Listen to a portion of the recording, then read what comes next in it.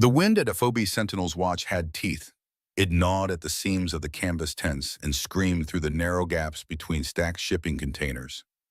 At 12,000 feet up in the Montana Rockies, air was thin, and mistakes were measured in frozen degrees. It was a place where nature didn't just kill the careless, it erased them. Sergeant Olivia Blackwood felt the cold not as an inconvenience, but as a constant ambient pressure, a reminder of where she was. She moved with an economy that bordered on invisibility, directing two grumbling privates wrestling a pallet of cold-weather rations off the back of a transport truck. Her voice was low, barely audible over the gale, yet her instructions were followed without question. Left side first, watch the balance. Tailor secure those straps before you lift. Each word was a tool used precisely and put away. Her breath crystallized in the brutal -30 air, vanishing in the swirling snow that seemed to seek entrance to every layer of clothing. The storm was picking up. Again. Always. From the raised platform of the makeshift command post, a plywood and metal shack overlooking the landing zone, Captain Gregory Reynolds watched her. He saw a woman of medium height, her frame lost in the bulk of an Army-issue parka, her face obscured by a fleece gaiter and goggles. All he could truly discern was the quiet efficiency, and he despised it. Felt like a judgment. He preferred the loud, grunting certainty of his infantrymen, the performative masculinity that defined his leadership style. Blackwood was an anomaly, a logistics NCO who moved like a predator, but was tasked with counting blankets. "Look at her," Reynolds muttered to Sergeant First Class Martinez, his de facto second-in-command. Quartermaster's clerk playing soldier. Bet she's never spent a night outside a heated tent. Martinez, a young man whose swagger was borrowed directly from his captain, snorted in agreement. "Probably put in a requisition for heated toilet seats, sir." Reynolds' lips curled into a smirk. The son of Lieutenant General Reynolds' 3rd Army Command, he'd grown up with the weight of expectation pressing down on every decision. Last year's failed Delta Force selection still burned like acid in his gut. At 40, he was running out of chances to make his mark. He strode down the rickety steps, his boots thudding with deliberate importance. He intercepted Blackwood just as the last pallet was being lowered. "Sergeant," he began, his voice a theatrical boom designed to carry over the wind. "I count 7 pallets. The manifest I signed in this morning said 8. Care to explain the discrepancy?" Blackwood didn't look up from her data pad. She swiped a gloved finger across the screen, her movements unhurried, precise. "The 8th pallet, sir, containing the supplemental high-altitude gear, was rerouted to FOB Granite Ridge by your order at 0600. She finally lifted her gaze. Her eyes, visible above the gaiter, were a flat, calm brown with flecks of amber. "You required the transport space for your personal footlockers." There was no accusation in them, merely a statement of fact. But Reynolds' face tightened. He had forgotten. The correction delivered so plainly and publicly felt like an open challenge to his authority. The privates Taylor and Jensen studiously avoided looking at him, their sudden interest in a loose strap on the pallet all-consuming. "See that the gear is stowed correctly," Reynolds snapped, turning his back on her. "And I want a full inventory of the entire supply depot on my desk by 2,000 hours. Every single protein bar and every last pair of socks." "Understood." "Understood, sir," Blackwood said to his retreating back. The wind whipped the words away, but she knew he'd heard them. She turned back to the pallet. The work continued. Her movements remained unchanged, precise, efficient, and utterly devoid of wasted energy. She was a cake in a machine of function. But the wind, as it howled past, seemed to whisper a warning that the machine was about to break. Olivia Blackwood's personal quarters were sparse by anyone's standards. A 7x10 canvas tent, reinforced with aluminum struts. A cot, a footlocker, a small field desk with a ruggedized laptop. But it was hers. One of the few spaces where she could let the mask slip, if only slightly. She unzipped her parka, the sound loud in the relative silence. The small electric heater in the corner fought a losing battle against the pervasive cold, but it was enough to take the killing edge off. She sat at the desk, booting up the laptop. While it came to life, she pulled up local meteorological data eyes, scanning the patterns of isobars and temperature gradients with practiced ease. Something wasn't right. The barometric pressure was dropping too fast. She shrugged out of her thermal layer, wincing slightly as the movement pulled at old wounds. In the dim light of the tent, the scars across her back and shoulder were a topographical map of pain, jagged lines, puckered circles where shrapnel had been dug out, the smooth shine of skin grafts. 14 pieces still inside her, too deep or dangerous to remove. Permanent souvenirs. On her desk, half hidden under a stack of requisition forms, was a thin file folder with a red classified stamp in the silhouette of an eagle's head. Task Force Guardian, her old unit, her old life. Next to it sat a bottle of prescription painkillers barely touched. She preferred the pain to the fog they brought. She pulled out her secure phone, thumbed a brief message to Dr. Pail. Lowry at Walter Reed. L4, L5, acting up again. Manageable. No change in meds needed. 2 years of physical therapy after what her official record called a non-combat training incident had rebuilt her body, but some damage couldn't be undone. The doctors had called her recovery miraculous. The brass had called her reassignment to logistics appropriate. Olivia had called it what it was. Unsung. Her laptop chimed with an alert.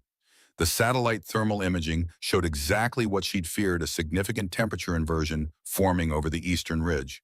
All indicators pointed to a cyclonic event developing within the next 12 hours, not the 24 that the base meteorologist had predicted. Outside, a bullhorn blared, cutting through the constant wind. All officers and squad leaders briefing in 5 minutes. Command post. Repeat, all officers and squad leaders to the command post. Olivia closed the weather models, locked her computer, and reached for her parka again. The mountain was speaking to anyone willing to listen, and it was saying, run. The briefing room was a cramped, frigid container smelling of stale coffee and damp wool. A single flickering fluorescent tube cast long dancing shadows on the faces of the assembled squad leaders. Captain Reynolds stood before a topographical map of the region, a red line snaking its way up to a formidable peak marked Serpent's Tooth. High-altitude reconnaissance, Reynolds announced, slapping the map for emphasis. Command wants eyes on the pass before the next weather cycle moves in. We go in 24 hours. He pointed to Martinez. You have point. Taylor Jensen, you're on his fire team. Standard loadout.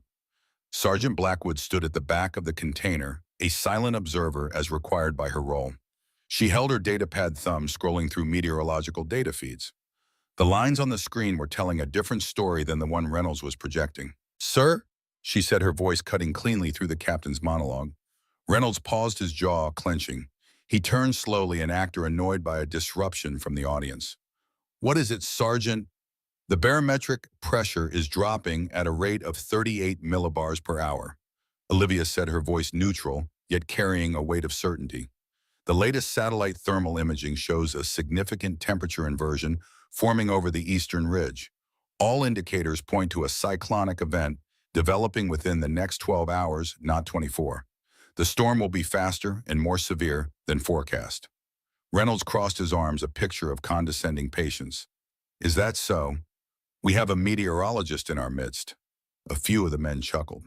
Blackwood did not react. Furthermore, sir, she continued, her tone unchanging, the standard issue MREs have a caloric value of approximately 2,500 calories. At the projected altitude and temperature, your men will be burning closer to 6,000 calories per day. They'll be in a severe caloric deficit within 10 hours of leaving the wire. It will impair cognitive function and accelerate the onset of hypothermia.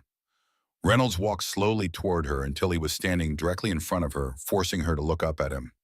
Sergeant, he said, his voice a low, menacing growl, your job is to count the beans, not to tell me how to eat them. Your job is to stack the boxes, not to predict the weather. Are we clear? My job, sir, is to ensure this unit is properly supplied and equipped for its operational requirements. She replied, her eyes locked with his. A patrol walking into a blizzard with inadequate rations does not meet that standard. The air in the container grew thick and heavy. The silence was broken only by the hum of the light and the ceaseless moan of the wind outside. Reynolds stared at her, his eyes narrowed, searching for a flicker of fear, a hint of insubordination. He found nothing but a calm, steady gaze. You are dismissed, Sergeant, he finally said, his voice dangerously soft. And since you have so much time on your hands for weather reports and dietary planning, you can spend the rest of the day reorganizing the entire supply tent. I want it perfect, every label facing out, every box aligned. Go. Blackwood gave a short, correct nod. Yes, sir. She turned and walked out of the briefing, her back straight, her stride measured. The supply tent was a cavernous canvas structure, a tomb of crates and boxes. The cold inside was even more biting than it was outside, the air still and heavy. Olivia worked under the light of a single bare bulb, her breath pluming in the frigid air. She moved with the same methodical grace she applied to everything, lifting heavy boxes as if they were weightless, her mind sorting and categorizing, finding order in the chaos. As she worked, her mind drifted back to another mountain, another time. Hindu Kush, Afghanistan. 3 years ago.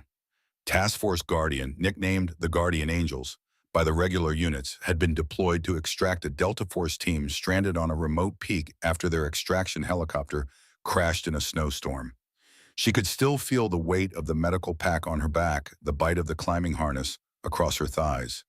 The sound of the wind had been the same, a constant inhuman howl that seemed to get inside your head and make a home there. In her mind's eye, she saw Captain Jack Matthews' call sign Shepherd, his weathered face lined with concern, but his eyes steady. At 62, he had been the oldest active member of the unit, a former mountain warfare instructor who'd fought in more cold places than most people could name.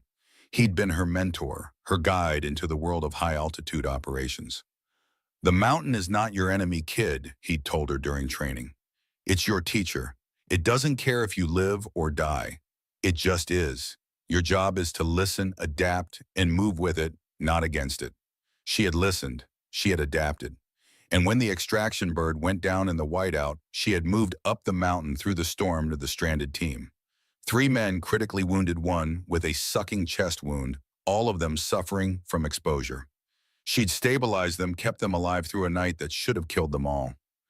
And then, the memory fragmented, broke apart like ice sheets in spring, flashes of gunfire, blood on the snow, the sudden tearing impact in her back and shoulder, the long fall. She shook her head, forcing herself back to the present. That was then. This was now. She had a new job, a new role. She wasn't Sentinel anymore, the call sign that had followed her through 5 years of impossible rescues. She was just Sergeant Blackwood, Logistics Specialist. Her radio crackled. "Recon team is moving out," came Martinez's voice. "Captain wants an early start before weather turns." Olivia looked at her watch, 1400 hours. They were going 8 hours ahead of schedule, directly into the path of the approaching storm. "Acknowledged," she replied, keeping her voice neutral. "Supply will log your departure." She walked to the tent entrance, pushed aside the heavy flap.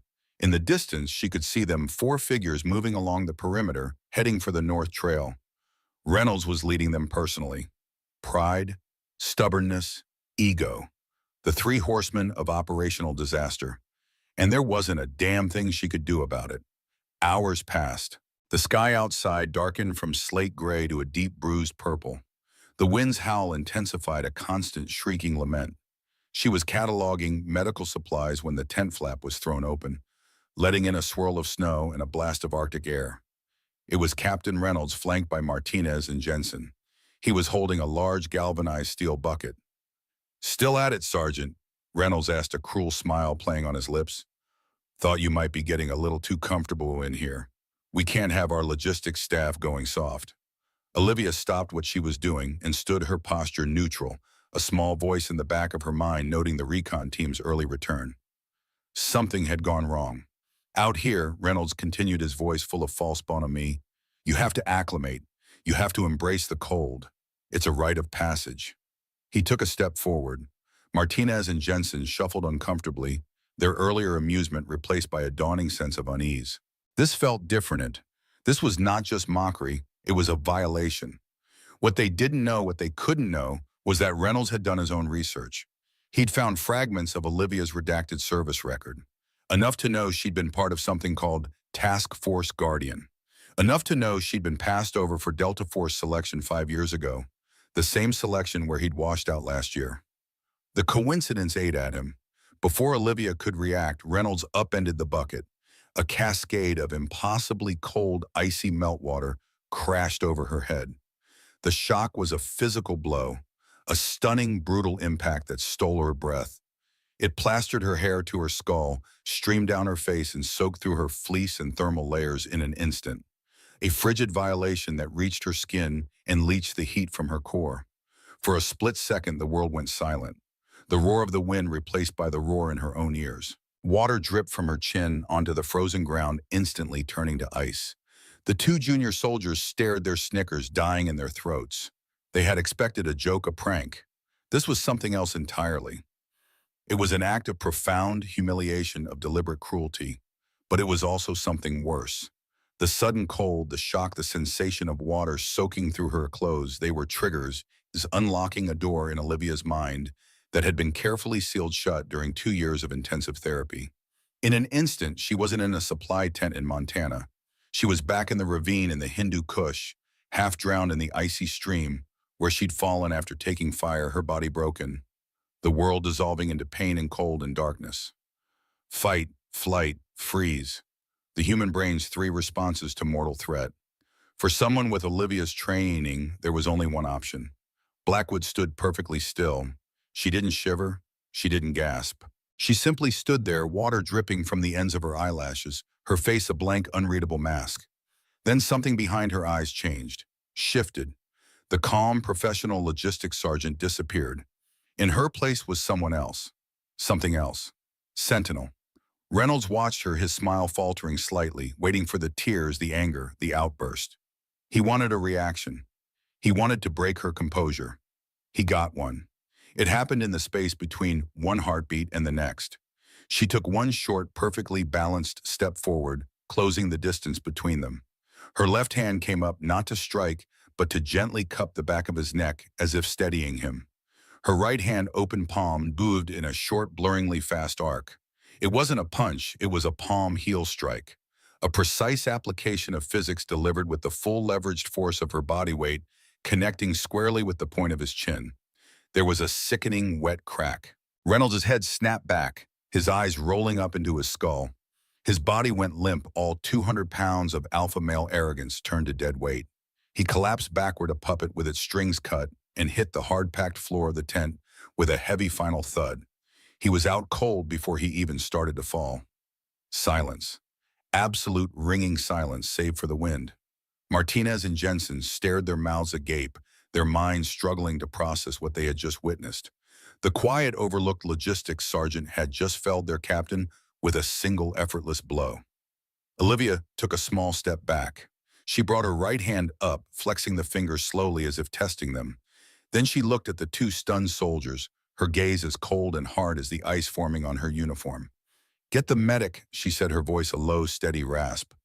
"And tell Colonel Westfield the captain had an accident."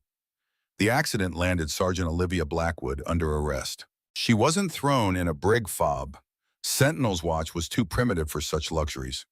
Instead, she was confined to a windowless steel shipping container designated for hazardous material storage.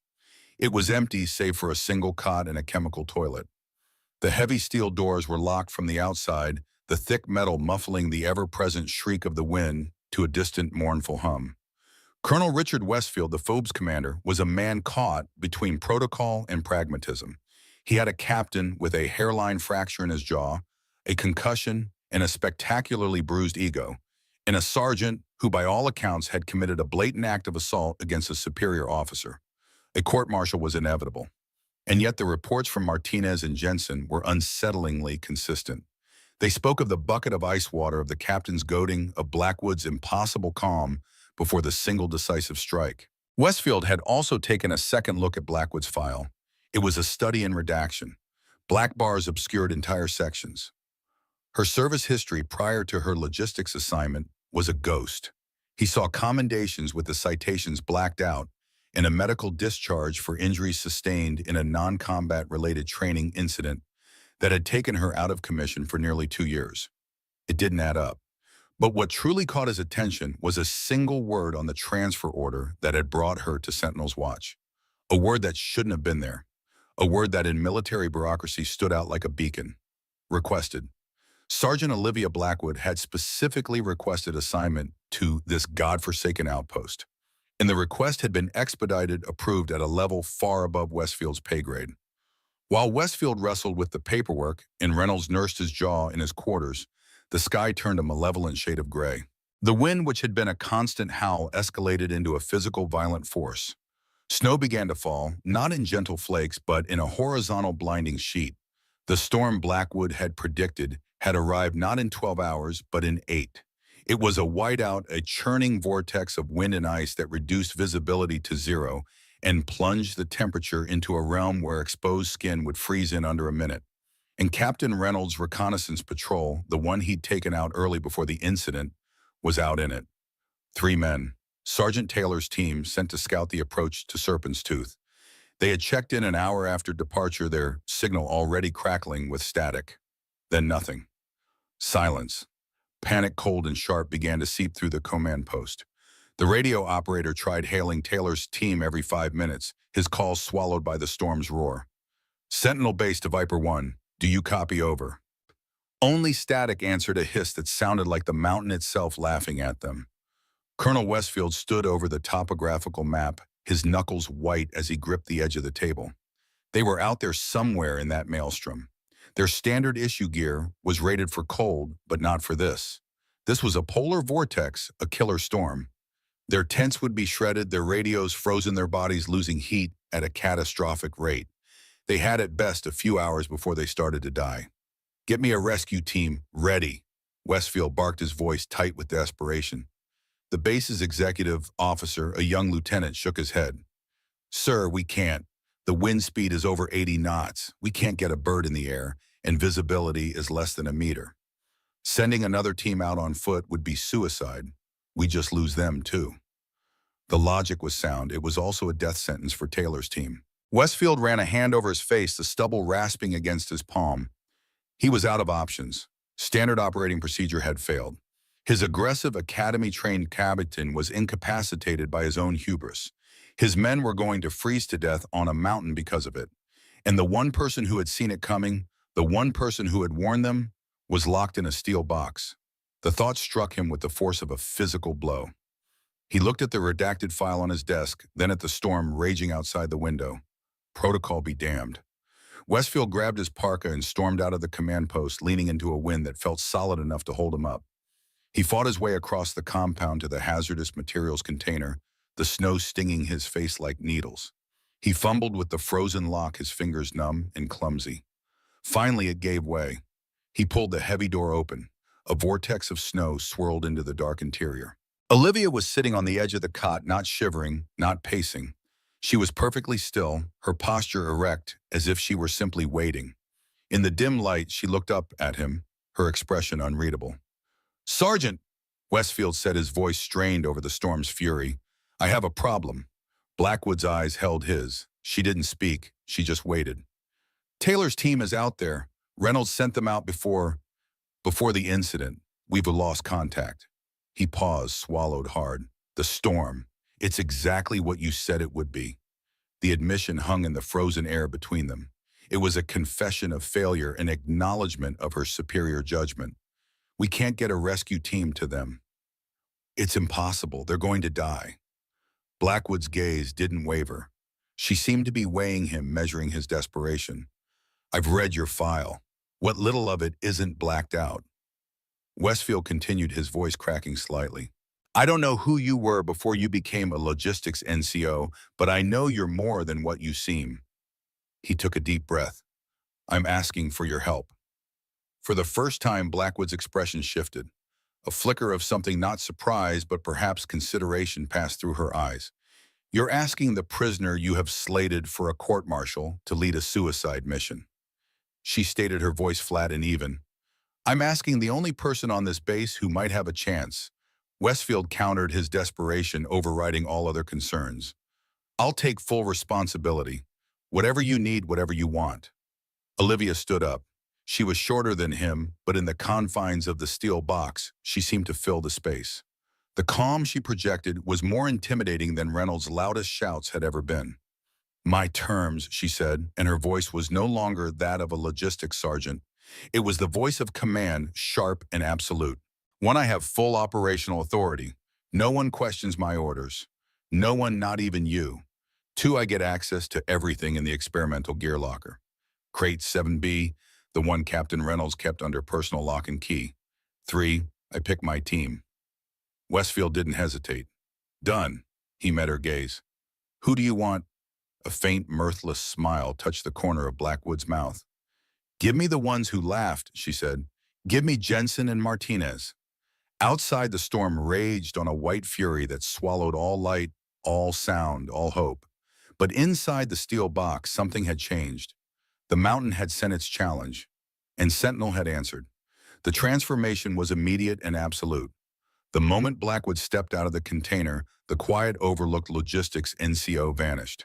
In her place was an operator, a creature of purpose and chilling competence. She moved not with the hurried energy of desperation, but with a focused, predatory grace that made the soldiers around her unconsciously straighten their postures.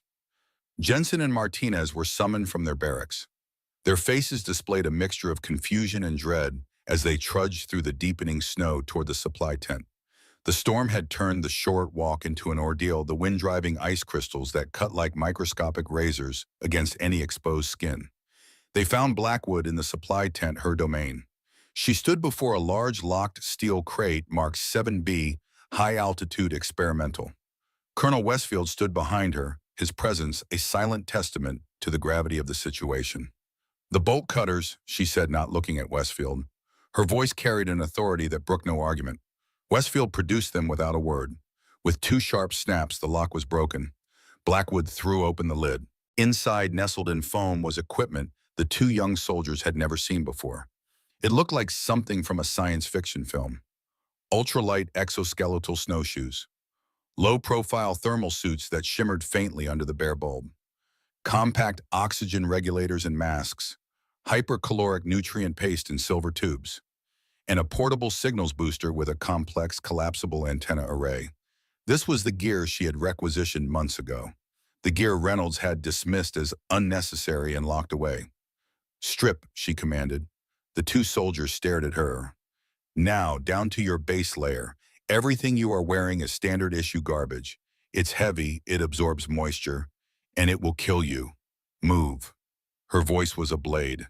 The swaggering bravado they carried like a second skin dissolved. They stripped quickly, their movements clumsy in the face of her intensity. She tossed them, the shimmering thermal suits. Put these on. There are no seams. The material regulates heat and wicks moisture at a molecular level. It's lighter and warmer than anything you've ever worn. She demonstrated how to seal the wrists and ankles, her hands moving with the practiced precision of a surgeon. Your body is a furnace. We are not letting a single calorie of heat escape.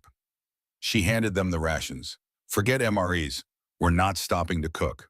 One of these tubes contains 4,000 calories of lipids, protein, and fast-acting carbohydrates.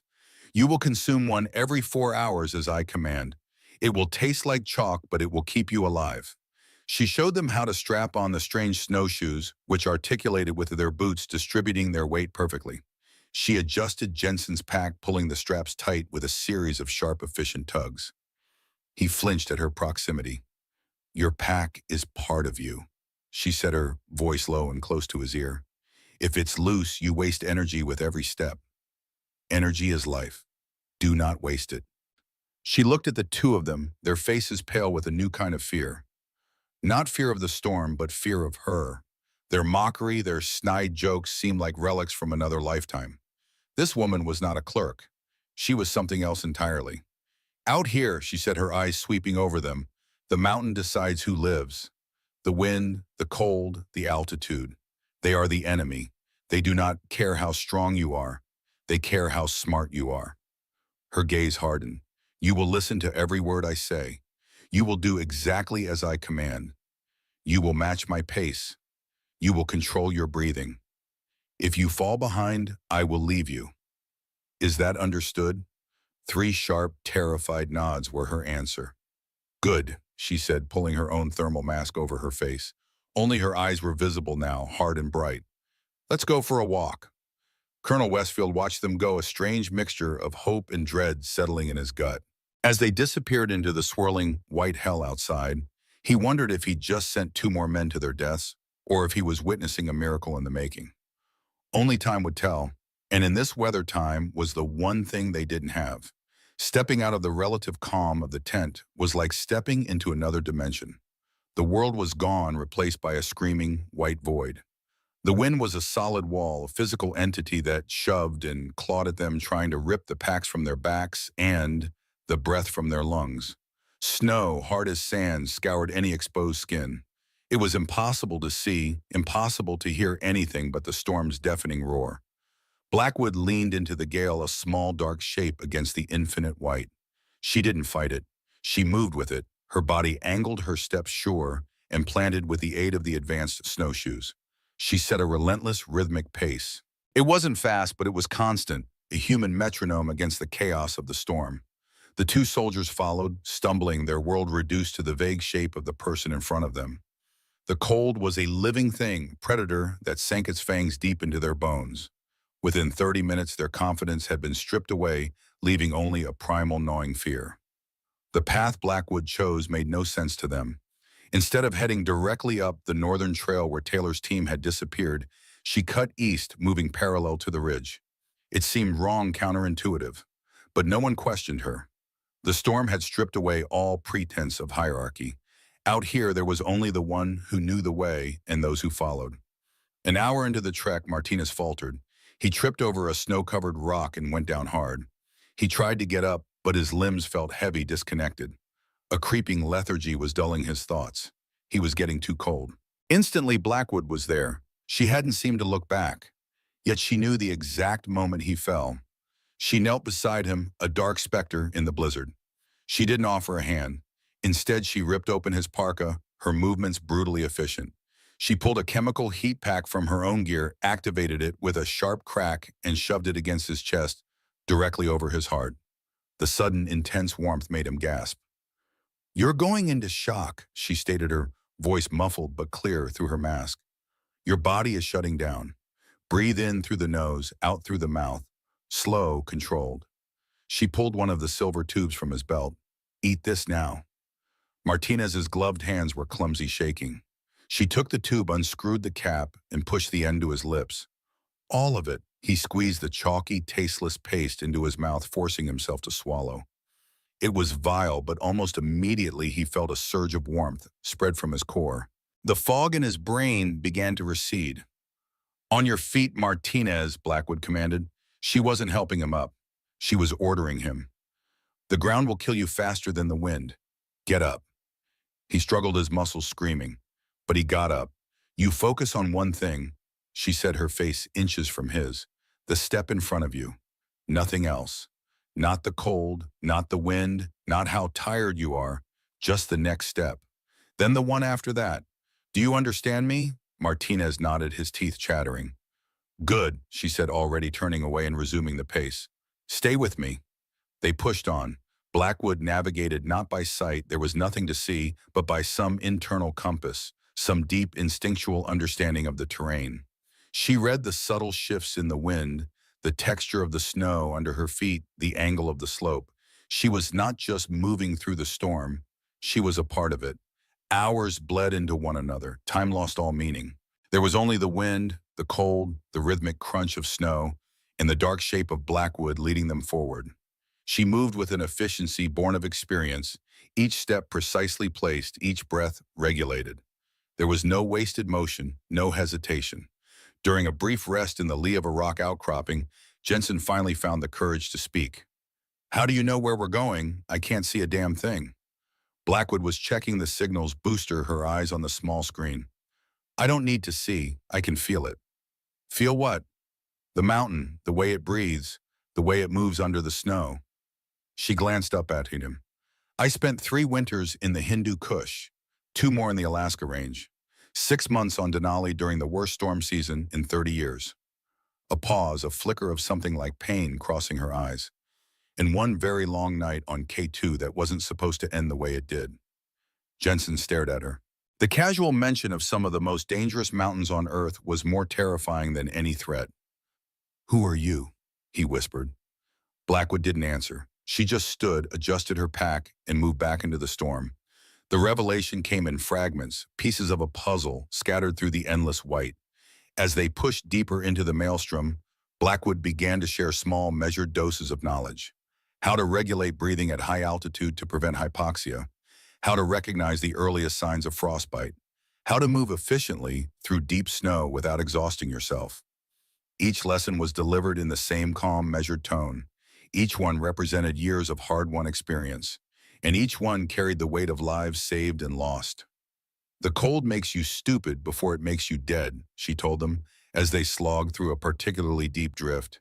It happens so gradually you don't notice. First you stop caring about small things. Then you stop caring about big things. Then you just want to sleep. That's when you're already dying. Martinez looked at her through ice-crusted lashes. Is that what happened to the others, the ones you've lost? A long silence followed, broken only by the howl of the wind. For a moment it seemed she wouldn't answer. Then, sometimes it's an avalanche, sometimes it's a fall, sometimes it's insurgent fire while you're trying to evacuate a wounded soldier from a ridgeline that was supposed to be secure. The flatness of her voice made the horror of the words more stark. The mountains don't care how you die, just that you were unprepared. Jensen looked at Martinez, a silent communication passing between them. The woman leading them through this frozen hell wasn't just experienced. She was something else entirely. A ghost, a legend, someone who had seen and done things they could barely imagine. They pushed on, climbing, now the slope growing steeper. Blackwood set a punishing pace, but there was method to it. She knew exactly how hard to push them enough to keep their core temperatures up, but not so much that they would sweat and risk hypothermia when they stopped. 4 hours into the journey, they reached a granite wall that offered momentary shelter from the direct force of the wind. Blackwood called a halt, motioning them close. We're near the northwestern approach to Serpent's Tooth, she said, her voice barely audible above the storm. If Taylor's team was following standard procedure, they would have sought shelter on the leeward side of this ridge. She unslung the signals booster from her pack, her fingers somehow still nimble in the crippling cold. She worked with astonishing speed, unfolding the antenna, connecting the device to a power source, and tuning the frequency. The storm is creating too much interference for standard comms, she explained, her eyes scanning the device's small screen. This unit doesn't transmit a voice signal. It searches for the faint electronic signature of a frozen radio's battery. She swept the antenna in a slow arc. The device was silent. The wind howled. Hope began to curdle into despair in the pit of Jensen's stomach. They were too late. Then a faint, rhythmic beep echoed in Blackwood's earpiece. A tiny green light flickered on the screen. Got them, she said, her voice devoid of triumph, a simple statement of fact. She frowned, studying the screen. They're not where they should be. They've deviated from the planned route. They're on the eastern face in a snowdrift. They tried to dig in. Martinez looked confused. That's not possible. That's a quarter-mile off the trail on an exposed face. Why would they go there? Fear, Blackwood answered simply. Taylor had a choice between following a plan that wasn't working or trying something different. He chose different. She packed away the device. We need to move. Now. The signal's weak. Their batteries are dying. They set off again, Blackwood leading them on a diagonal traverse across a treacherous slope. The wind here was even more vicious, a horizontal force that threatened to tear them from the mountainside. They moved carefully, deliberately, each step a potential catastrophe if misplaced. 20 minutes later, they reached a slight depression in the snow. Blackwood dropped to her knees and began to dig, not with a shovel, but with her hands, throwing aside snow with manic energy.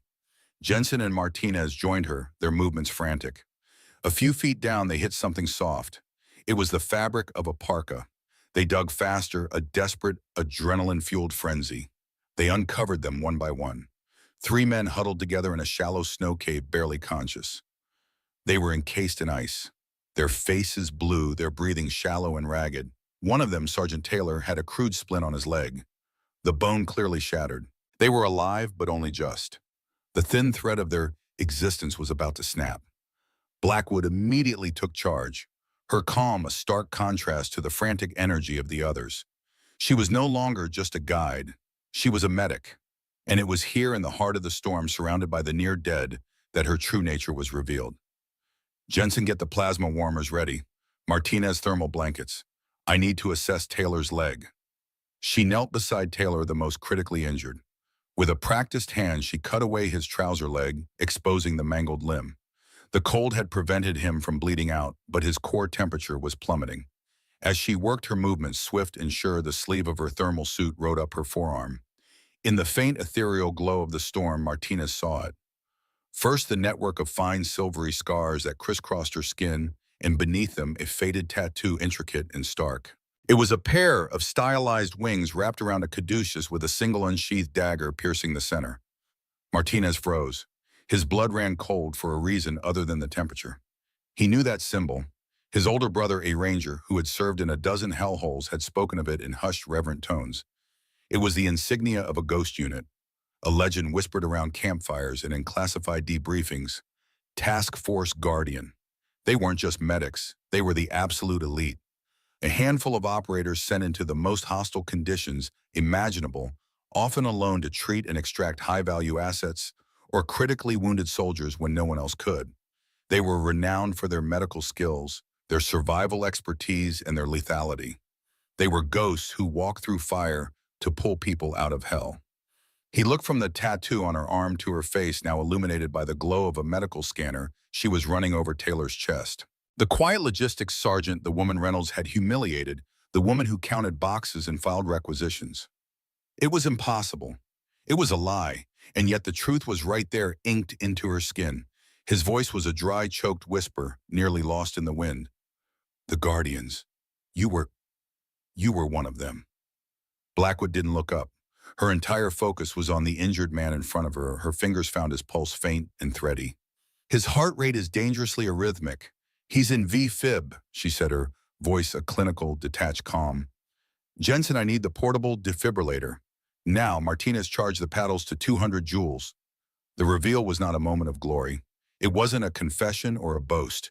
It was an irrelevance, a piece of old data from a past life that had no bearing on the immediate life or death calculus of the present. Sergeant Taylor was dying, and that was the only thing that mattered. Martinez stared for another second, his mind reeling. He remembered another part of his brother's stories. Each Guardian had a call sign, a name they were known by in the field. He looked at the name of the fob stenciled on the container's back at the base Sentinel's watch, and he remembered the call sign his brother had mentioned with particular awe. A medic so skilled at high-altitude operations, they named her after a bird of prey that lived among the peaks. Sentinel. The realization hit him like a physical blow, knocking the air from his lungs. He finally understood. They weren't on a mountain with a logistics sergeant. They were on a mountain with a legend. Paddles! Blackwood's voice snapped him out of his trance. Martinez moved his body, finally responding to the command, his respect for her crystallizing into something far deeper, something akin to pure, unadulterated awe. Blackwood worked tirelessly, her hands moving with a surgeon's precision as she stabilized Taylor's shattered leg. The break was compound, the bone protruding through the skin. In normal circumstances, it would require immediate surgery. These were not normal circumstances. She cleaned the wound with an antiseptic, reset the bone with a swift, brutal movement that made even the hardened soldiers wince, then stabilized it with a high-tech splint from her medical kit. All the while, she monitored his vital signs, administered antibiotics, and kept up a steady stream of technical jargon that went over the heads of her companions. Pulse ox climbing, BP still low but stabilizing, core temp at 93.4 and rising. Let's get some warm saline into him. She moved on to the other two men, their conditions less critical but still dire. Hypothermia had set in their extremities, showing signs of frostbite. She treated them methodically, efficiently, her focus absolute. There was no wasted motion, no hesitation. She was in her element. As she worked, Jensen and Martinez exchanged looks. They had both seen their share of combat medics, but this was different. This was like watching a virtuoso perform. Every movement, every decision was executed with a confidence born of thousands of hours of practice under the worst conditions imaginable. We can't move them yet, Blackwood announced, checking Taylor's vitals one more time. They're too unstable. The storm is intensifying. We need to dig in. She outlined the plan. They would expand the crude snow shelter, turning it into a proper snow cave large enough for all 6 of them. They would use the thermal blankets in their body heat to warm the injured men. They would wait out the worst of the storm before attempting the return journey. Under her direction, they worked. She showed them how to find a deep, solid drift and dig into it, creating a tunnel that angled upward to trap warm air. It was agonizing work. Their muscles burned, their lungs screamed for oxygen in the thin air, but driven by her unyielding will, they dug. Within an hour, they had carved a small chamber out of the snowdrift, large enough to shelter all six of them. Once inside, the change was miraculous. The deafening roar of the wind subsided to a dull, distant moan. The temperature inside the cave, warmed by their collective body heat, was dramatically higher than the maelstrom outside. It was a pocket of life carved into the heart of a world of death. Blackwood immediately went to work on the patients, checking vitals, administering saline drips, and redressing Taylor's leg. She moved with a tireless, methodical energy. Jensen and Martinez watched her, their earlier arrogance, a distant, shameful memory. They had been boys playing at being soldiers in the shadow of a true warrior. She had not only saved Taylor's team, she had saved them from their own ignorance. She had shown them what real strength, real fortitude looked like. It wasn't loud, it wasn't boastful, it was quiet, relentless, and utterly competent. As the hours passed, the injured men stabilized. Their color improved. Their breathing became more regular. Taylor even regained consciousness for brief periods, though Blackwood kept him sedated to manage the pain. The storm continued to rage outside, but inside their small sanctuary, a fragile sense of security took hold. During one of the quiet periods, with the injured men sleeping and the constant work of survival, momentarily paused, Jensen finally found the courage to ask the question that had been burning in his mind. Why logistics? Why count blankets when you could be doing this? He gestured vaguely to encompass the medical equipment, the survival skills, the whole impossible situation. Blackwood was checking the bandage on Taylor's leg. She didn't look up. "I was injured," she said simply, as if that explained everything. "We've all been injured," Jensen pressed. "You don't get put on permanent inventory duty for a twisted ankle." Blackwood's hands stilled for a moment. Then she continued her work. 3 years ago, Hindu Kush, my team was extracting a Delta Force unit that had been hit hard during an operation. 4 critically wounded, including their CO. Weather turned, Bird couldn't get in. We went up on foot. Her voice was flat, emotionless, as if reading from a report. Got to them, stabilized the wounded, started the extraction. Then we took fire. Insurgents, well organized. They had night vision NATO weapons. She paused, her eyes distant, seeing something far beyond the walls of the snow cave.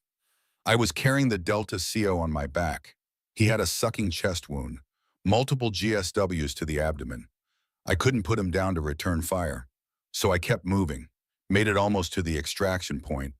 Then I took 2 in the back. One shattered my L4 vertebra, the other nicked my renal artery. Martinez swallowed hard. How did you survive? A ghost of a smile flickered across her face. Captain Matthews, my mentor, the old man who taught me everything I know. He came back for me, carried both of us the last half-mile under fire, got us to the Bird. The smile faded. The Delta CO made it. I spent 6 months in Walter Reed, then another year in physical therapy, 14 pieces of shrapnel still in me, 3 vertebrae fused. They said I'd never go operational again. She looked up, her eyes hard.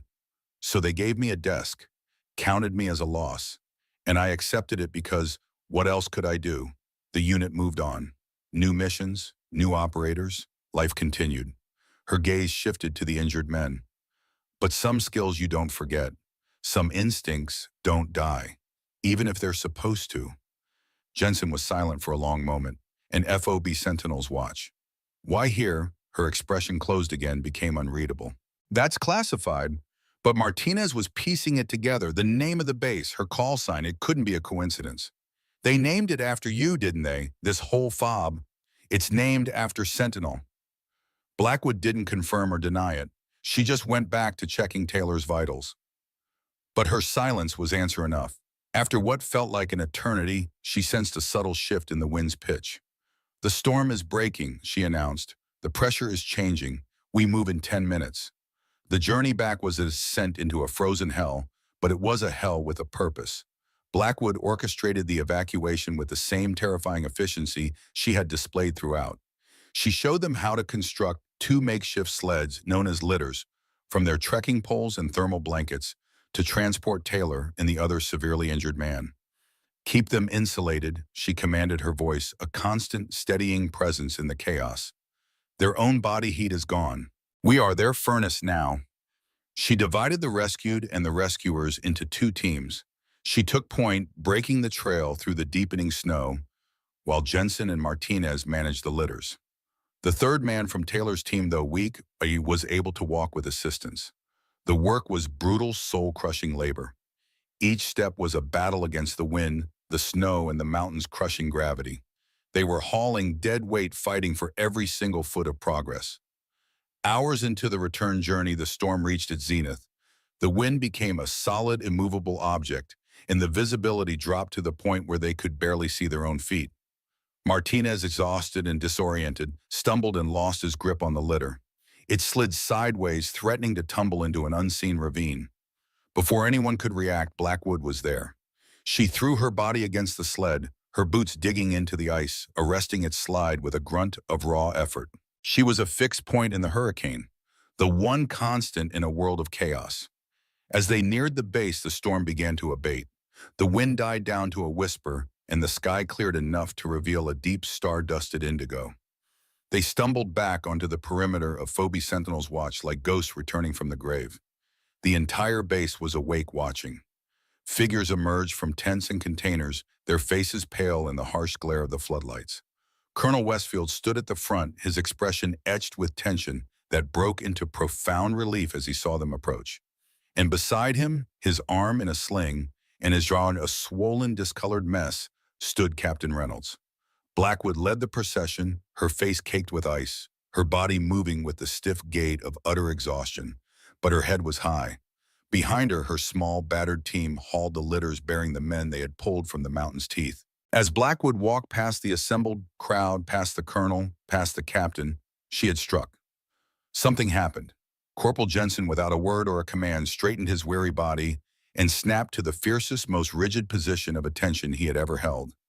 His gaze was fixed on Blackwood, an expression of pure, undiluted reverence on his face.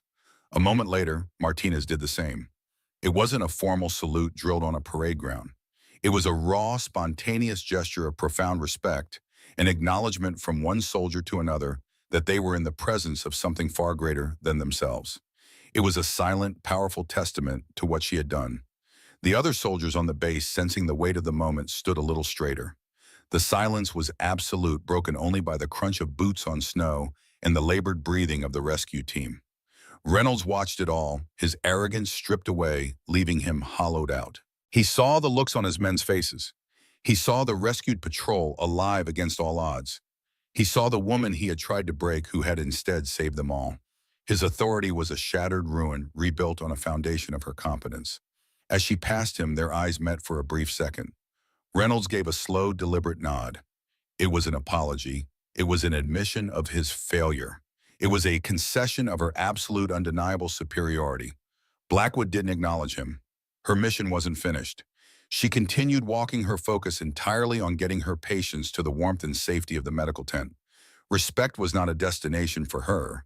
It was simply a byproduct of the work. Behind her, Jensen and Martinez followed, their backs straight, despite their exhaustion, their faces set with a new kind of pride. They had walked with Sentinel.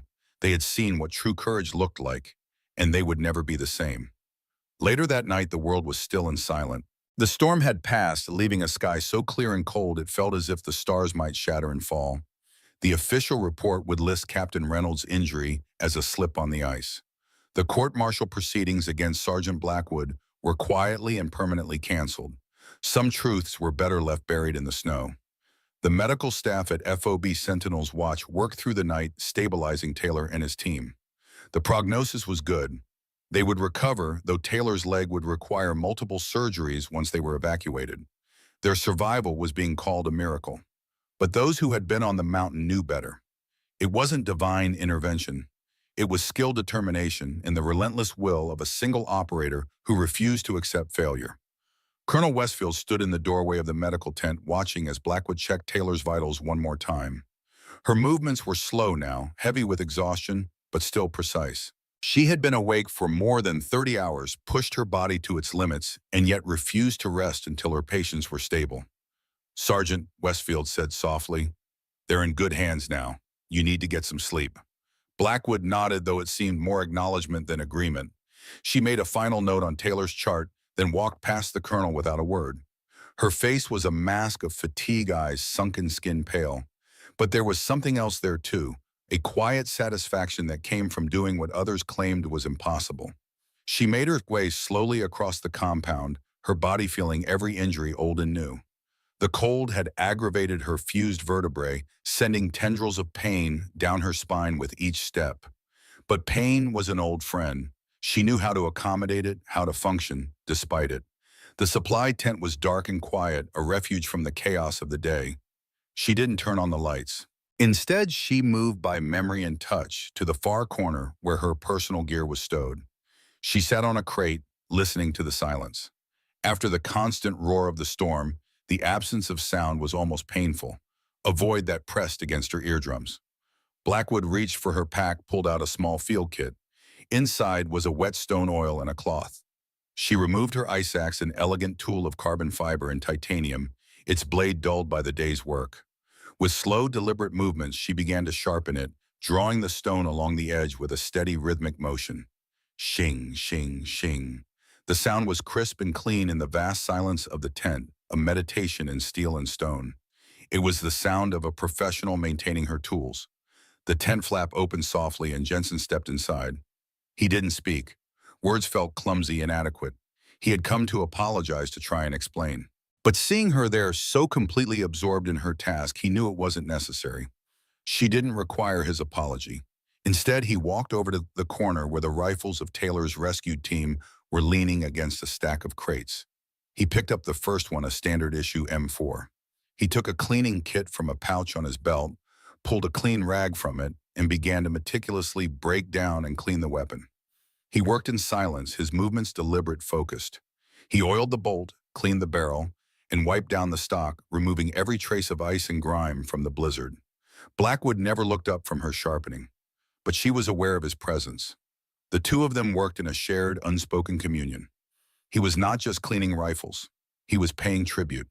He was helping her in her world, the world of quiet maintenance and preparation that underpins all successful operations. It was his way of saying thank you. It was his way of showing he finally understood. She finished with the axe, the edge now honed to a razor's sharpness. She tested it carefully against the calloused pad of her thumb, her expression unreadable. Satisfied, she wiped the blade clean and laid it gently back on the tarp. Then she picked up a coil of rope and began to inspect it inch by inch, her scarred, capable hands searching for any fray, any weakness, any imperfection. The quiet work continued under the solitary light, a silent testament to the simple, profound truth that respect is never given. It is always and only earned. A few minutes later, the tent flap opened again. Martinez entered carrying a thermos. He moved to Blackwood's side, set the thermos down next to her. "Coffee," he said simply. "Black, hot." She nodded her thanks but didn't stop her methodical inspection of the rope. Martinez didn't leave. Instead, he picked up another rifle and joined Jensen in the cleaning ritual. Three people working in silence, bound by an experience that had fundamentally altered how they saw each other and themselves. After a time, Martinez spoke, his voice low, respectful. "My brother served in the Rangers, 10th Mountain Division, Afghanistan 2019. He told stories about Guardian Force, about," he hesitated, "about you, about Sentinel." Blackwood's hands paused momentarily on the rope, then resumed their steady inspection. "Operation Frostwing," Martinez continued, "a Delta Force team pinned down in a valley near the Pakistan border. Snowstorm coming in, no air support possible. Everyone wrote them off." He swallowed hard. "Then a single operator went in, brought all 6 men out alive. Some still don't believe it happened." Blackwood said nothing. The silence stretched between them, not uncomfortable, but weighted with unspoken truths. "Was that you?" Martinez finally asked. She coiled the rope with precise, practiced movements, securing it with a complex knot. When she finally spoke, her voice was quiet but clear. "Your brother, is he still serving?" Martinez nodded. "Yes, Staff Sergeant, currently at Fort Drum. Tell him Shepard says hello." The simple acknowledgement sent a chill down Martinez's spine. Shepard, Captain Jack Matthews, was a legend in special operations. The old Taunton warfare instructor who had trained a generation of elite operators. The man who, according to the stories, could navigate through a blizzard using only his sense of touch and smell. I will, Martinez whispered, understanding the gift he had just been given. A confirmation, a connection to a world few ever glimpsed, let alone entered. The tent flap opened a third time. The temperature in the space seemed to drop as Captain Reynolds stepped inside. His jaw was heavily bandaged, his right arm in a sling. His eyes swept the scene, the three of them working in quiet harmony, and for a moment he seemed uncertain. Jensen and Martinez tensed their bodies instinctively, preparing for confrontation. But Blackwood continued her work, her focus undisturbed. Reynolds moved further into the tent, his footsteps loud in the silence. He stopped a respectful distance from Blackwood. "Sergeant," he said, his voice tight with pain, and something else, something that might have been shame. "I came to—" He trailed off, searching for words. Blackwood finally looked up, her eyes meeting his. There was no anger in her gaze, no resentment, just a calm assessment.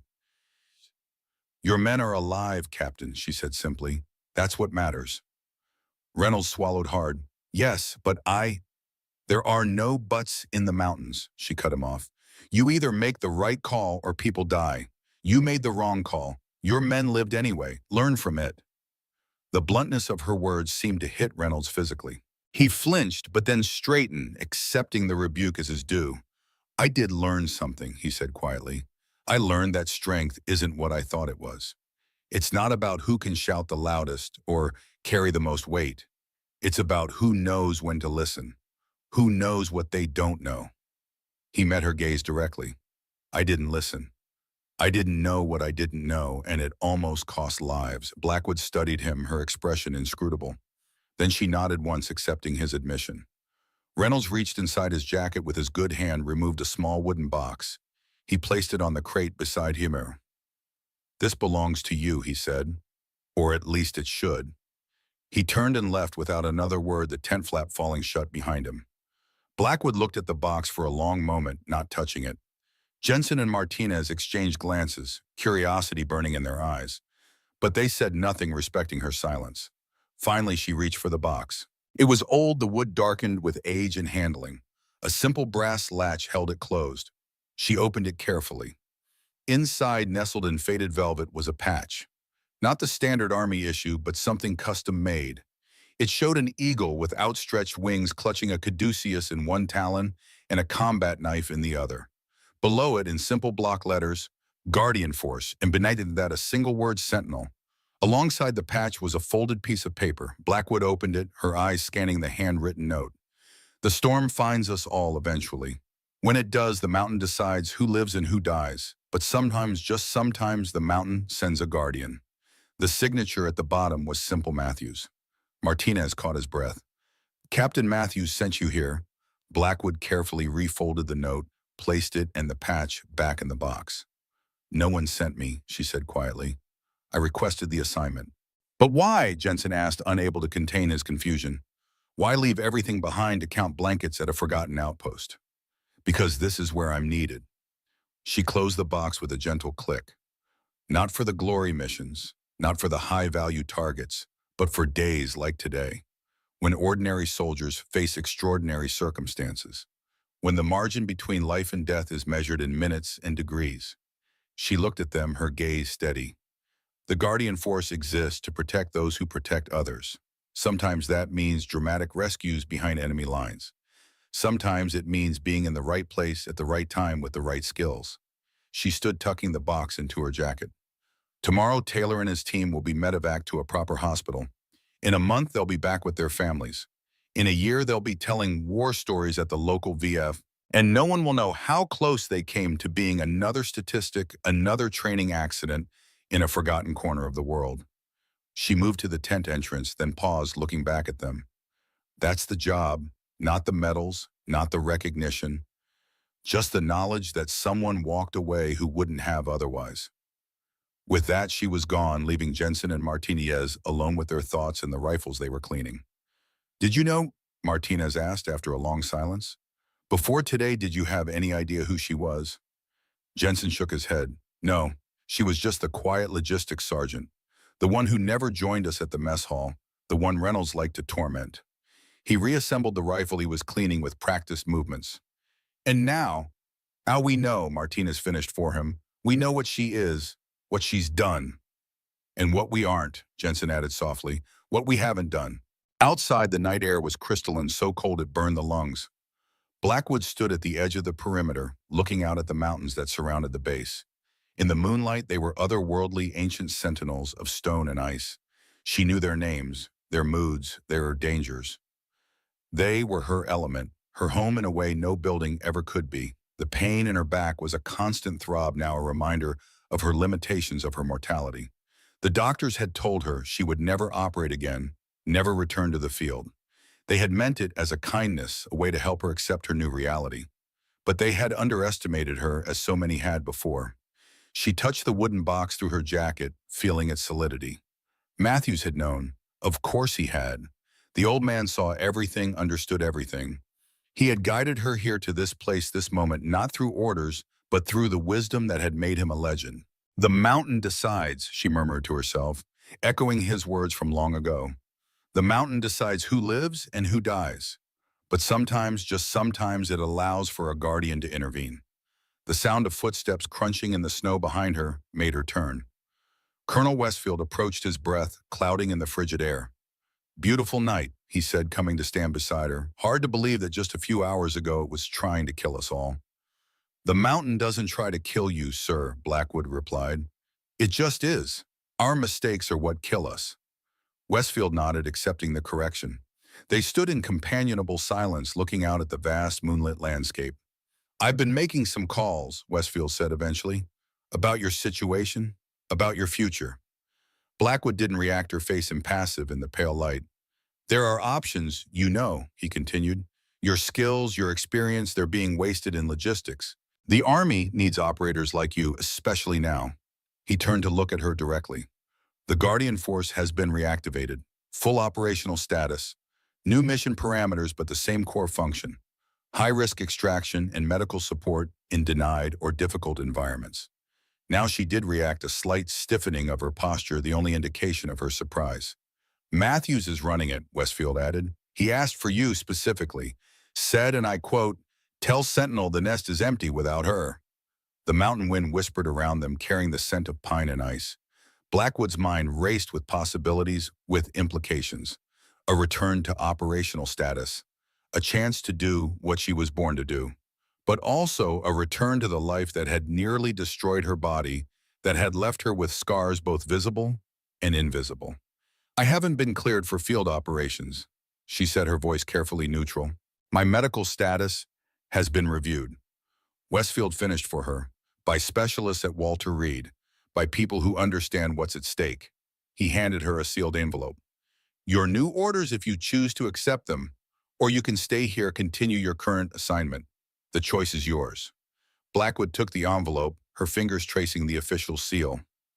"Why now?" she asked. "Why after all this time?"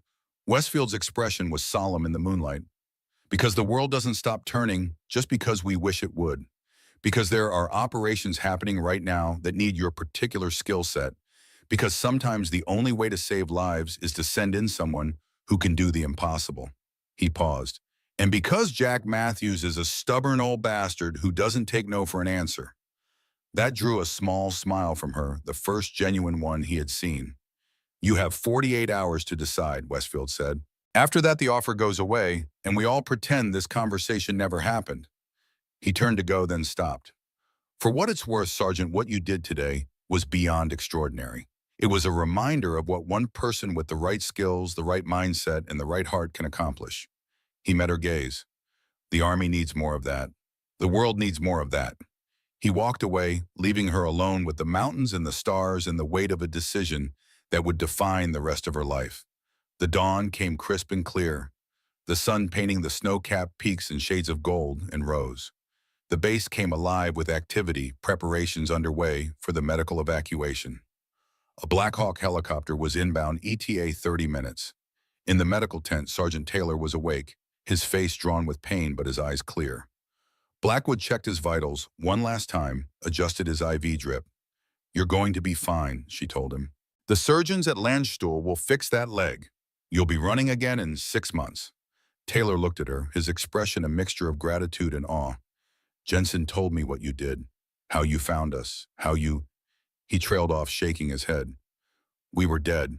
We knew it. And then you were there like some kind of ghost. Blackwood shrugged, uncomfortable with the praise. Right place, right time. No, Taylor said firmly. It wasn't luck. It was you, specifically you. He reached out, caught her wrist with surprising strength. Thank you for my life, for all of us. She nodded once, accepting his gratitude without false modesty. Just doing my job, Sergeant. Your job, he repeated with a weak laugh. If counting boxes includes mountain rescue, I'd hate to see your actual resume. A commotion outside interrupted them. The distinctive whoomp, whoomp, whoomp of helicopter rotors grew louder, drowning out all other sounds. The medevac had arrived. Time to go home, Sergeant, Blackwood said, patting his shoulder. Your family is waiting. She stepped back as the medical team rushed in to prepare the patients for transport. Her part was done.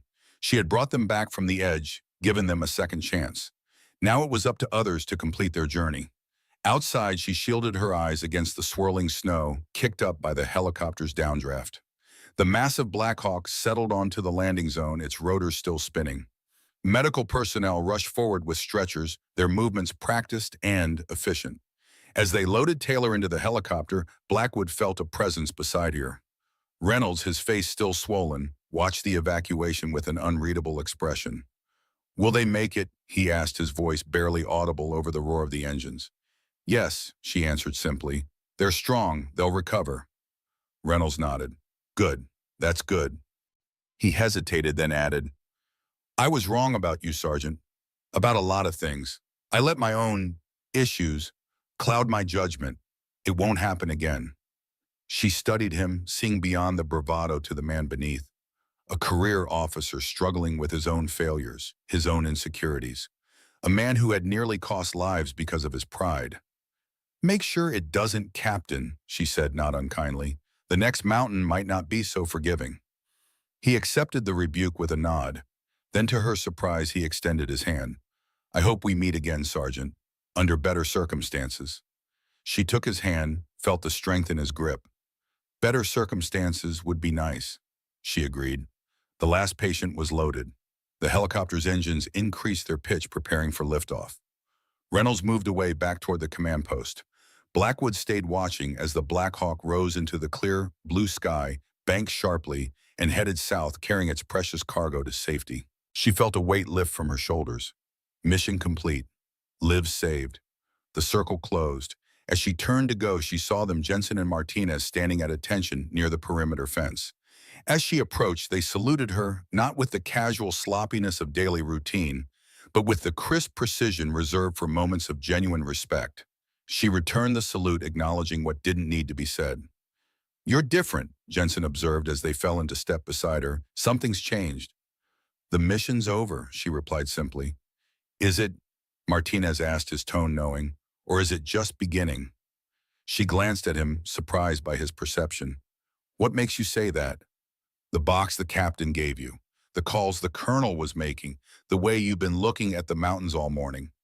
He shrugged. Doesn't take a genius to see something's coming. She stopped walking, turned to face them both. If I were to leave, she said carefully, what would happen here? Jensen straightened slightly. The mission would continue. The base would function. We would adapt. His expression grew serious. But we'd remember. What you showed us, what you taught us, it wouldn't be wasted. Martinez nodded in agreement. Some lessons stick with you forever. Like how to move through a storm, how to face impossible odds, how to never give up no matter what. He met her gaze steadily. Those aren't just mountain skills, Sergeant. They're life skills. Blackwood felt something shift inside her, a quiet realization settling into place. She had come to Phoebe Sentinel's watch looking for anonymity, for a place to hide while she healed. But perhaps her presence had served a greater purpose. Perhaps in her own way, she had been a guardian here too, not just of lives, but of principles, of standards, of the intangible qualities that define true service.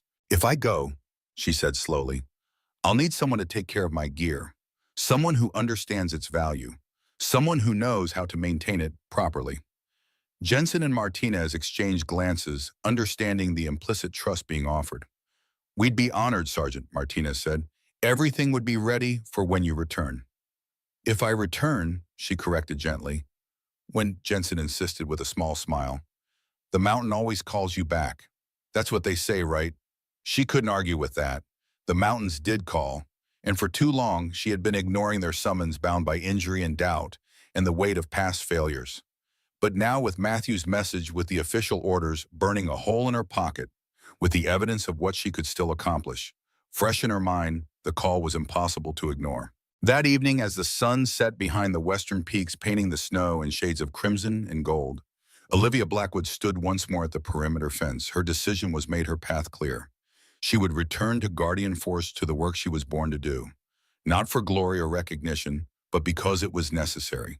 Because there were still lost souls in need of finding, still impossible rescues waiting to be attempted, still lives hanging in the balance that only someone with her particular skills could save.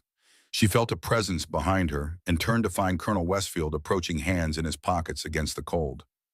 "Beautiful sunset," he commented, coming to stand beside her. "Yes," she agreed. "One of the benefits of being this high up, you see things differently." "Indeed you do." He glanced at her. "Have you decided?" She nodded, once decisive. "I have." "And I'll go," she said simply. "Back to Guardian Force. Back to the field." Westfield nodded as if he had never expected any other answer. "When tomorrow." She looked out at the mountains, her gaze distant. "The sooner the better." "Your replacement won't arrive for at least a week," he pointed out. "The logistics operation will function just fine," she interrupted gently. "Jensen and Martinez know the system now. They can handle it until the new sergeant arrives." A small smile touched her lips. "Besides, I've already organized it, everything. Every box aligned, every label facing out, just as ordered." Westfield chuckled at that. "Of course you have." He sobered, his expression becoming serious. "For what it's worth, Sergeant Blackwood, it's been an honor having you here, brief though it was. What you did yesterday, it won't be forgotten." "It's what anyone would have done," she replied, the standard deflection of praise. "No," he said firmly, "it's what you did, what only you could have done." He extended his hand. "Godspeed, Sentinel. The mountains are waiting." She took his hand, her grip firm. "Thank you, sir, for everything." As Westfield walked away, Blackwood turned back to the vista before her. The mountains stood silent and majestic, bathed in the last light of day. They had been here long before humans walked the earth, and they would remain long after. They were indifferent to human struggles, to human triumphs. They simply were. But among them walked guardians, those who understood their language, their moods, their dangers. Those who could move through storms, navigate impossible terrain, bring back the lost and the wounded when all hope seemed gone. Those who, like the mountains themselves, stood as silent sentinels against the chaos of the world. Olivia Blackwood, Sergeant Guardian Sentinel, took a deep breath of the thin, crystalline air. Tomorrow would bring new challenges, new missions, new mountains to conquer. But for tonight, she was content to stand watch, as she always had, over those who needed protection most. In the distance, the peaks glowed with the last light of day, their shadows stretching across the valleys like protective arms. The wind whispered through the pines, carrying the eternal promise of the mountains. The storm finds us all eventually. But sometimes, just sometimes, it also brings a guardian.